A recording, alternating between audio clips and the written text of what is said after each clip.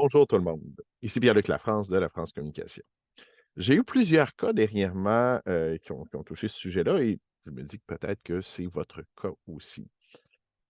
Vous avez une banque de données avec plusieurs emails de clients, soit vous avez ça dans un fichier Excel que vous n'avez pas utilisé, que vous n'avez pas mis à jour depuis longtemps, ou encore vous l'avez sur Mailchimp et vous voulez transférer sur un autre système. Je sors Mailchimp, mais ça peut être de MailerLite vers CyberImpact. C'est juste qu'il y a beaucoup de changements, beaucoup de gens qui sortent de Mailchimp en ce moment. Les prix ont augmenté. Et le ménage ne se fait pas bien dans la base de données, même quand vous désactivez une adresse, elle reste dans votre banque de données. Donc, vous transférez cette banque de données-là qui est pleine d'adresses courriels qui ne sont plus valides. Si vous l'utilisez tel quel, il y a beaucoup d'endroits où vous risquez d'être bloqué. Ça risque de nuire à votre réputation en ligne parce qu'il va y avoir énormément de rebonds. Ce que je vous conseille, c'est de faire un ménage dans votre banque de données, puis il y a des outils pour ça.